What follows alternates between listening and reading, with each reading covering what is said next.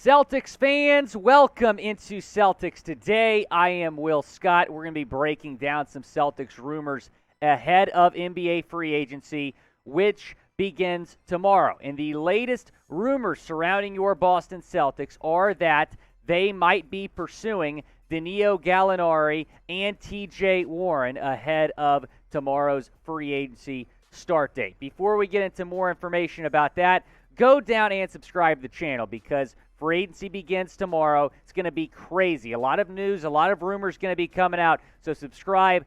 Don't miss anything. Also, help us get to 10,000 subscribers.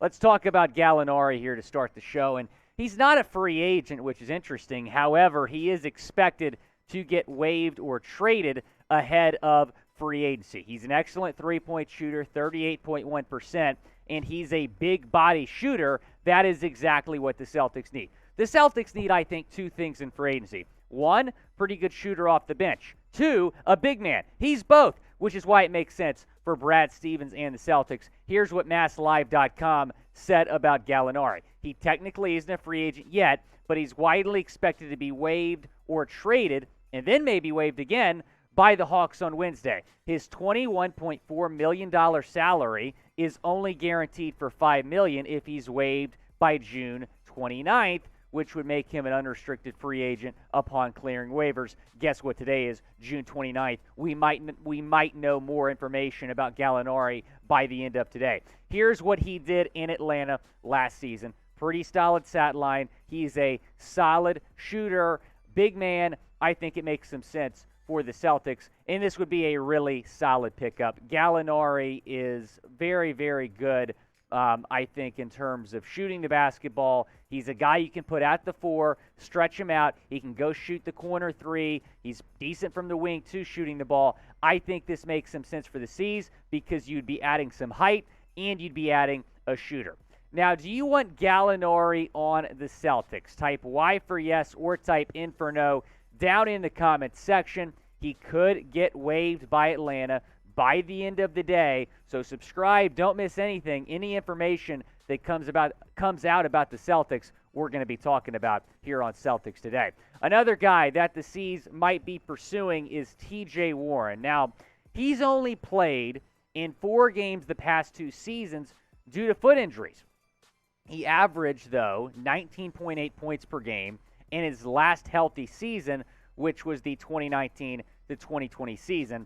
That was the season where he went off in the NBA bubble, dropping 50 in the bubble, and he could fit into the Celtics mid-level exception, which is set at $6.8 million because of the injury concerns with Warren, because he's only played in 4 games the past 2 seasons. He didn't even play at all last year. He's expected to sign for pretty cheap. He could fit into the Celtics MLE. Look at what he's done when he's healthy. This does not obviously include the last 2 seasons, but 2019, 2020 in Indiana, nearly 20 points per game. He was great his last 3 seasons in Phoenix. If he's healthy, this is the player you would be getting. The question is he healthy? Is he going to be the same player he was when he was healthy? That's the question with T.J. Warren. However, you might be able to get him for pretty cheap. I think he's worth it if you can get him for cheap. If you can sign him to a 1-year prove-it deal, you absolutely bring him in. I think he would fit what the Celtics are looking to do. He's a very, very good player, very, very capable shooter. I would love it if the Celtics were able to sign him. And I know we talk about the MLE and the TPE. The salary cap isn't real. Even if he wants more than 6.8, Brad Stevens will find a way to make that happen if he wants Warren in Boston. Do you want Warren in Boston? Type S for sign or type P for pass down in the comments section. Let me know if you want the former Indiana Pacer, soon-to-be Pacer at least, in Boston. Go down in the comments. Do not miss anything surrounding NBA free agency. And how do you do that, you might ask? You go down and subscribe to Chat Sports, youtube.com/ChatSportsTV. That is the sublink to our main channel. We're going to be live starting tomorrow. It's going to get crazy. I guarantee you, right when free agency begins, there's going to be a lot of things happening, a lot of trades, a lot of signings. You don't want to miss anything. Subscribe to the channel, youtube.com/chatsportstv. I'm going to be in on that coverage as well throughout the entire weekend. So go down and subscribe. I guarantee you we're going to have the best free agency coverage on the internet. Someone else who has been linked to the Celtics is Garry Harris, and this is not the first time that he has been linked to the C's. During the NBA trade deadline in February, a lot of people thought Harris was going to be traded to the Celtics. In fact, a lot of people were talking about him and Terrence Ross, both Magic players, going to the C's. Harris is now a free agent, and you wouldn't have to give up any picks or any players to get him. Here's what Jay King said about him. For the Celtics, he would fit into the defense-first vision and add to the depth on the wing, potentially limiting the regular season load on Tatum and Brown. Boston wouldn't need Harris to score a whole lot, but he would provide a bit of spacing if his outside shooting, which went missing for years, has actually returned. That's a huge question mark, but he wouldn't be potentially available at the right price without it. He might fetch more than the Celtics can give him anyway. So what Jay King from The Athletic is saying there is that he might want more than $6.8 million, which is currently the Celtics' mid-level exception. So the price is the concern here with Harris. Can you afford him? Again, I think Brad Stevens could figure out a way to kind of work around some of the salary cap issues that the Celtics might have. But either way, I think you might be better off trading for a shooter. I mean, Harris is really solid. I mean, I'd be fine with it. But I think there's better options out there for the Celtics to go get some guys that we've talked about here on the show that you can maybe go and trade for. There's also a decent amount of shooters who I think are better options available in free agency. The question is, can you afford them? With free agency, the price is the concern. With trades, if a guy fits into the TPE, which right now for the Celtics is around $17 million, then that works out for the salary cap. Now, if you love the C's, give us a like on this video. We're trying to grow the channel here at Celtics Today by Chat Sports. The more likes we get, the more Celtics fans are able to see our videos, right? The more they're going to appear on their YouTube stream. So give us a thumbs up on this video. Give us a like by hitting that thumbs up icon if you're all about the Boston Celtics. Here are some other free agent targets for the Celtics. Bradley Beal is unrealistic for a couple reasons. The top reason being he's expected to re-sign with the Wizards, which, Bradley, come on, man. Victor Oladipo is more realistic. I think that would be a very solid get. He's not expected to return to Miami. Joe Ingles, Malik Monk, and Otto Porter Jr. kind of round out my list here. All three of those guys would be pretty solid. However, Joe Ingles tore his ACL in January while he was with the Jazz, so he's expected to miss a large portion of this upcoming season. He was recently traded to the Blazers in February. He didn't play for the Blazers at all, though.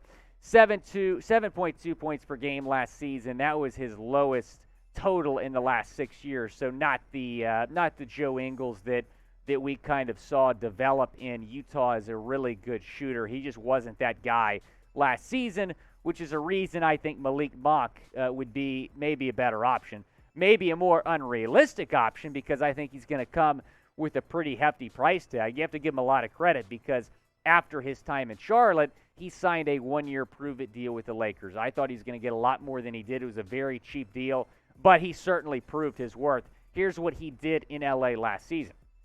Nearly 14 points per game, 2.9 assists per game, 47.3% shooting the ball, and 39% from three-point range. I mean, Monk is one of the better shooters that you're going to be able to find in free agency, and he was a very pleasant surprise on a Lakers team that struggled last season. He was one of the bright spots on that team. I think the Lakers are interested in bringing him back, but I think he's gonna get his bag, and the question is, can the Celtics give it to him? I don't know.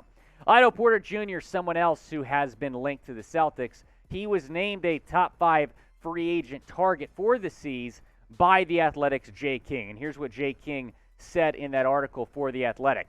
The author of a weird career so far, Porter is just still 29 and coming off of his best season in years. He could command more than the taxpayer mid-level, but has banked a lot of money in his career and could conceivably give up cash for a better chance to win another ring. So if Otto Porter Jr. wants to win another ring, he could certainly do it in Boston. And the Celtics are a team, yes, that he just beat. But you talk about in terms of him taking a pay cut, he's already made a lot of money in his career. He's a veteran. Go and sign a short-term deal with Boston, take a pay cut, and win another ring. The Celtics are absolutely a contender. They're probably going to be right back in the NBA Finals next season. That's why a Celtics deal might make sense for Otto Porter Jr., even if he has to take a little bit of pay cuts to come to Boston. So those are 5 guys to monitor. And again, NBA free agency begins tomorrow. And the NBA offseason is always unpredictable. So while Beal is expected to re-sign with the Wizards, you never know, man. Brad Stevens is one of the best in the business. He might swing a deal for Beal, but the question is, can you afford him? I don't know. I think out of these 5 options, Oladipo is the most likely to sign with Boston, and he would make the most sense. Second most likely, probably Otto Porter Jr. It's going to be interesting to see what happens, but I think it's more likely in the next 24 hours that the Celtics make a trade than sign a free agent, at least one of these 5 guys. It's going to be very interesting to see what happens. Again, subscribe to the channel so you don't miss anything. And go down in the comments and name a free agent that you want the Celtics to sign. Is it one of the 5 guys that we just mentioned on that graphic? Is it somebody else like Garry Harris? Go down in the comments and let me know. And free agency begins tomorrow. Buckle up, Celtics fans. We're going to have a lot of fun here on Chat Sports. Don't miss anything. Whenever free agency news happens with the Celtics, we're going to get a video to you. So go down and subscribe to the channel so you don't miss any Celtics news or rumors.